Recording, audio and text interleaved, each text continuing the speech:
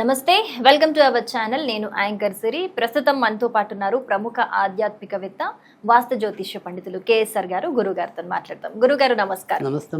గురుగారు, మనము జూన్ మాస ఫలితాలు మాట్లాడుకుంటున్నాము. ఇందులో భాగంగా ఇప్పుడు కన్యా రాశి వారికి ఏ విధంగా ఉండబోతోంది, మరి జూన్ 2 గురుగ్రహ మార్పు ఉంది కాబట్టి కర్కాటక రాశిలోకి ప్రవేశిస్తున్నారు కాబట్టి మరి గురు ప్రభావం కూడా ఈ రాశిపై ఎలా ఉండే అవకాశాలు ఉంటాయంటారు?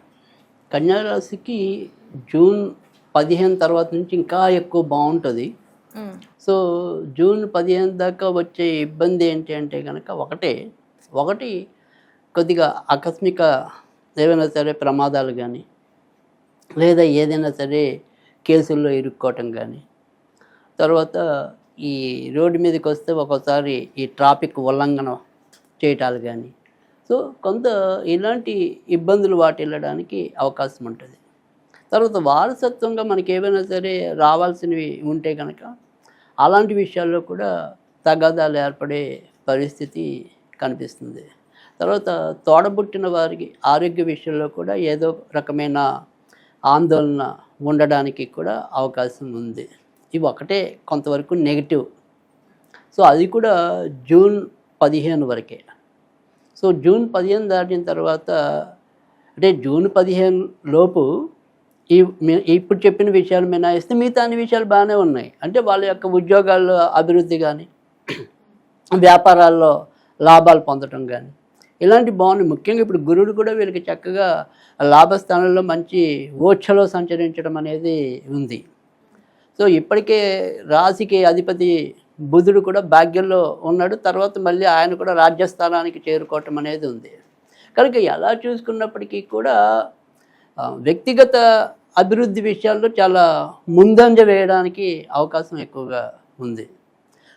కనుక మనం ఏదైనప్పటికీ కూడా చెడు మాట్లాడాల్సి వస్తే కనుక అది ఇందాక చెప్పుకున్న అంశాల పరంగా ఒక జాగ్రత్త తీసుకోవటం.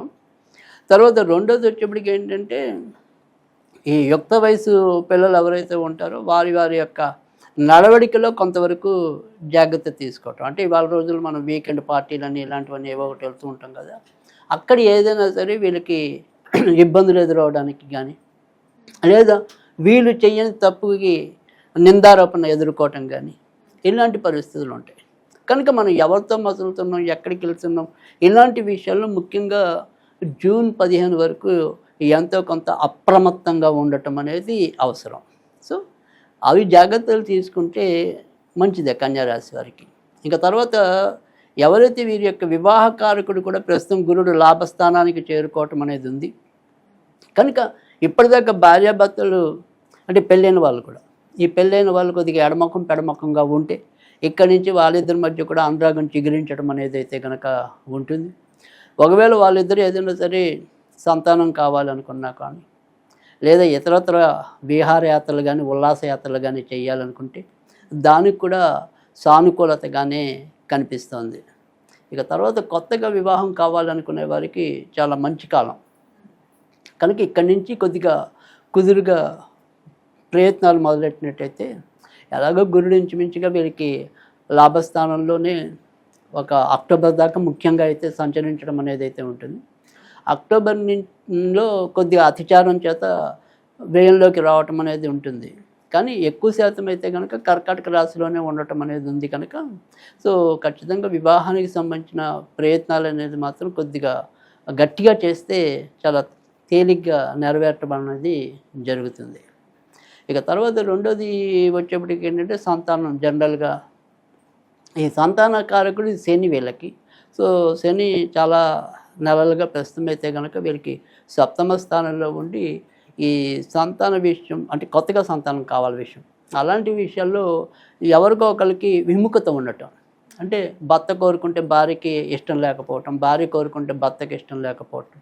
సో దానివల్ల సంతానం ఈచ్ఛ అనేది ఏదైతే, కోరిక అనేది ఏదైతే ఉంటుందో దాన్ని ఏదో రకంగా వాయిదా వేయటం అనేది ఈ శని వల్ల జరగటం అనేది ఉంది. అయితే శని ప్రస్తుతం స్థానం మారినప్పటికీ కూడా మిగతా గ్రహస్థితి కొద్దిగా అనుకూలకంగా ఈ నెల ఉండటం చేత ఆ సంతానం సంబంధించిన ప్రయత్నాలన్నీ కూడా కొద్దిగా జూన్ 15 దాటిన తర్వాత నుంచి వాటికి సంబంధించిన ప్రయత్నాల్లో సానుకూలత ఏర్పడటం, అప్పటిదాకా భార్యాభర్తలు ఇందాక చెప్పుకున్న కారణాలు ఏమైనా ఉంటే ఆ కారణాలన్నీ కూడా వైదొలగటం అనేది, ఆరోగ్యంగా కూడా కొంత సంతానానికి పచ్చజెండా ఊపటం అనేది అయితే కనుక జరుగుతుంది. ఆరోగ్యంగా మనం మంచినే కోరుకొని చెప్పడానికి కూడా ఉంటుంది. ఇక విదేశాలకి ఎవరైనా ఈ మాసంలో వెళ్ళాలి అనుకుంటే కనుక వారి ప్రయత్నాలు ఫలించడానికే అవకాశాలు ఎక్కువగా కనిపిస్తున్నాయి. ముఖ్యంగా వీరి యొక్క దూర ప్రయాణాధిపతి భాగ్యాధిపతి రాజ్యస్థానంలో ఉండటం చేత ఉద్యోగాల రీత్యా దూర ప్రాంతాలకి వెళ్ళాలన్నా కూడా సాధ్యం అవటం అనేది అయితే కనుక జరుగుతుంది.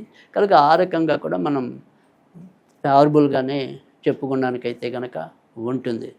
ఇక ఇతరత్ర చెప్పుకోదగిన ఇబ్బందులు అయితే ఉండవు. సో తోడబుట్టిన వారి ఆరోగ్యం కానీ, ఇందాక మనం చెప్పిన యుక్త వయసు పిల్లల ప్రవర్తన విషయంలో కానీ జాగ్రత్తలు తీసుకుంటే కనుక మిగతా అన్ని విషయాల్లో ఎక్కువ శాతం మంచి ఫలితాలు ఉంటాయి. మరి వీరు ఎలాంటి రెమెడీస్ చేసుకుంటే ఇంకా బాగుంటుందంట? ఈ నెలంతా కూడా వీళ్ళు ఎక్కువగా వెంకటేశ్వర స్వామికి సంబంధించిన పూజలు చేసుకున్నట్టయితే కనుక మరింత మంచి ఫలితాలు రావడానికైతే కనుక ఉంటుంది. ఇక ఈ నెలలో వీరు ఏదైనా సరే సిచ్యువల్లా చదువుకోవాలనుకుంటే కనుక మెర్క్యూరీ అనేది కనుక చదువుకున్నట్టయితే కనుక ఖచ్చితంగా మంచి జరుగుతుంది. చాలా చక్కగా వివరించారు. ధన్యవాదాలు గురుగారు.